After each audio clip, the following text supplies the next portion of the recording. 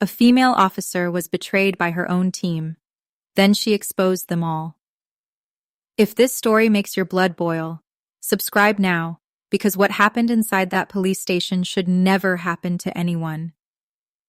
The first time I realized my own department wanted to destroy me was the night Captain Harris locked the office door behind him. Rain hammered the station windows. Most officers had already gone home. The halls felt empty. Too empty. I remember looking down at paperwork while trying to ignore the uncomfortable feeling crawling through my stomach. Then I heard the click, the door locking. I looked up immediately. Captain Harris stood near the entrance staring at me calmly, way too calmly. "You work late a lot, Officer Lena." I forced a small smile. "Trying to finish reports." He stepped closer slowly.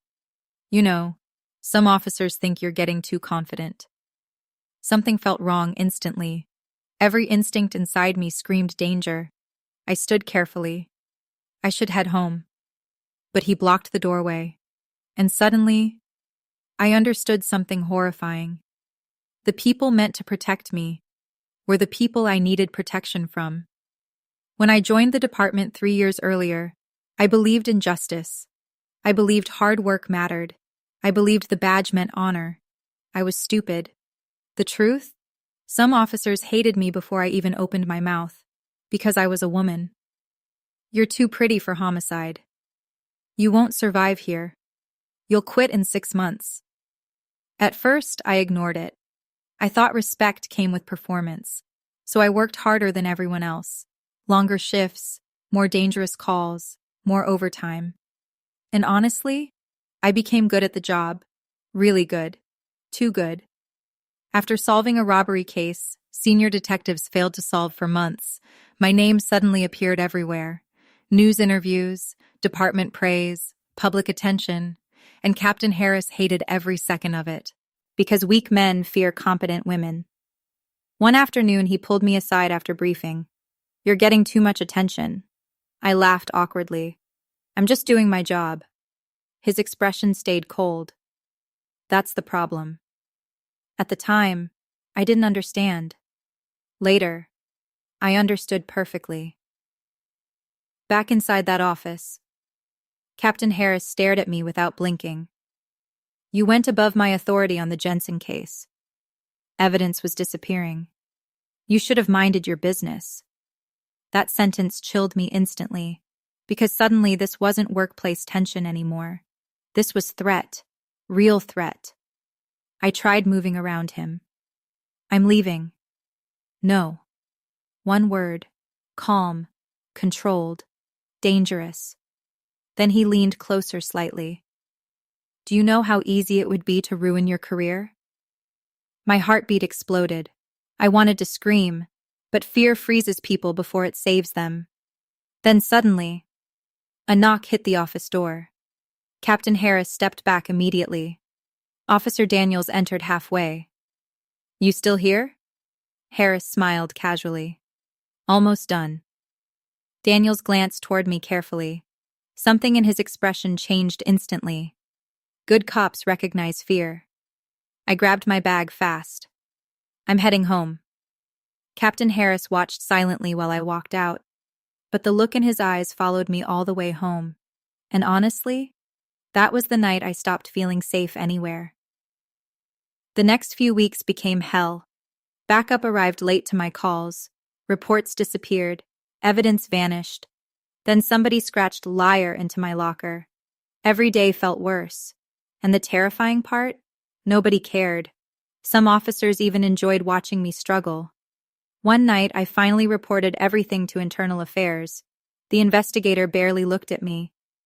"Do you have proof?" Proof. Funny word.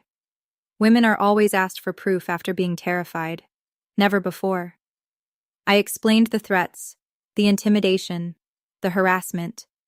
He sighed heavily. "Captain Harris has an excellent record."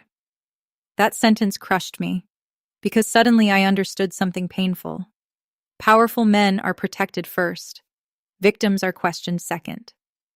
When I left the office, Officer Miller smirked while passing me. "No one's going to believe you." That sentence stayed in my head for days, because honestly, part of me started believing him. A week later, dispatcher Maria quietly approached me during night shift. "You need to stop asking questions." I frowned. "What do you mean?" She looked terrified even speaking to me. "You're not the first." Every nerve in my body went cold. "What happened before?" Maria swallowed hard. "Two female officers filed complaints years ago." "What happened to them?" "One lost her badge. And the other?" "She moved away." Silence. Heavy silence. Then Maria whispered, "This department protects itself." That sentence changed everything, because suddenly, I realized this wasn't one bad man. It was a system, a machine built to silence people quietly. And honestly, that made me angrier than fear ever could. 3 nights later, I returned home exhausted. My younger sister Ava called immediately. "You sound horrible." I laughed weakly. "Thanks." "No, seriously. What's happening?" Long silence. Then finally, "I don't feel safe anymore." The moment those words left my mouth, I started crying. Not loud crying, the exhausted kind. The kind people hide for months until they finally break. Ava stayed quiet while I cried. Then softly she asked, "Who's protecting you?" That question shattered me completely, because nobody was. Nobody inside that station cared what happened to me. I stared at my badge sitting on the kitchen counter. And honestly, for the first time in my life, I thought about quitting, walking away, disappearing. Then my phone buzzed. Unknown number. I answered carefully. A distorted voice whispered, "Stop investigating Harris." Then the line disconnected. My blood went ice cold, because suddenly this wasn't harassment anymore. This was organized intimidation. And deep down, I realized I was completely alone, or so I thought. The next night, Officer Daniels found me in the parking garage. "You need to be careful." I froze immediately. "What?" He looked around nervously. "You're being watched." Fear hit my chest instantly. Daniel stepped closer quietly. "You're not crazy, Lena." Those 4 words nearly broke me emotionally, because after months of manipulation, I started doubting myself too. Then he handed me a flash drive. "What is this?" "Security footage backups." My heart stopped. "You copied evidence?" I couldn't keep watching this happen. Then he walked away immediately. I sat inside my car staring at the flash drive for almost 10 minutes before finally driving home. And honestly, what I discovered that night changed everything forever. Video recordings, threats, conversations, evidence tampering, corruption, and one horrifying recording, showed Captain Harris discussing how to destroy my career if I became a problem. I covered my mouth in shock, because finally, I had proof, real proof, and powerful people fear evidence more than angry victims. The next morning, I stopped acting afraid, and that confused them immediately. Captain Harris noticed first. "You seem calmer." I smiled slightly. Maybe I stopped caring. His eyes narrowed. "Good. Let him underestimate me. Because while they believed I was breaking, I was building a case against every single one of them. I secretly copied files, recorded conversations, tracked missing evidence. And honestly, the deeper I investigated, the uglier the truth became. Bribery, threats, case manipulation, protected officers, destroyed complaints.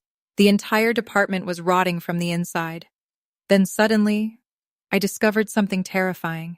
My name appeared on a transfer request I never filed. Captain Harris planned to remove me quietly before I exposed them. That was their strategy. Silence me, discredit me, erase me. But honestly, they waited too long. Because by then, I already had everything. 3 weeks later, the city held a public police accountability meeting. Media filled the room. Cameras everywhere. Captain Harris stood confidently near the stage, smiling for reporters. He thought he won. Then my name got called unexpectedly. I walked toward the microphone slowly. The room became silent instantly. My hands shook, but not from fear anymore. Anger, truth, justice. I looked directly at the cameras. My name is Officer Lena Carter.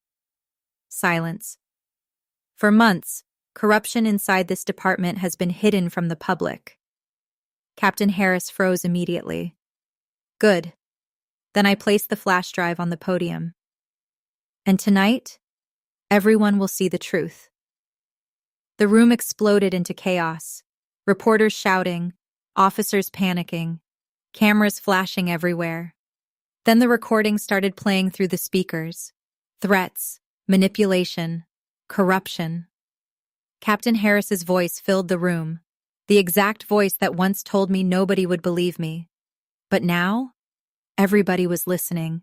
And honestly, watching powerful people panic after years of arrogance felt unbelievably satisfying. 10.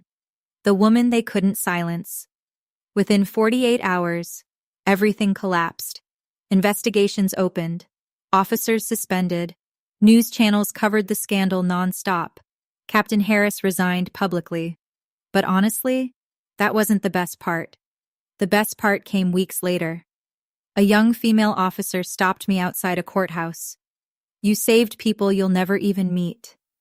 I stared at her quietly. Tears filled her eyes. I almost quit because of them. That moment hit harder than revenge ever could, because suddenly I realized something important. Speaking up wasn't only about me anymore.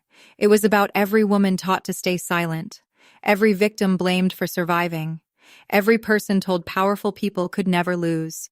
And honestly, that's the biggest lie corrupt people ever tell. Because eventually, truth catches up to everyone, even men hiding behind badges. The end. If this story shocked you, don't forget to like, subscribe, and comment below, because sometimes the most dangerous enemies are the ones hiding behind authority.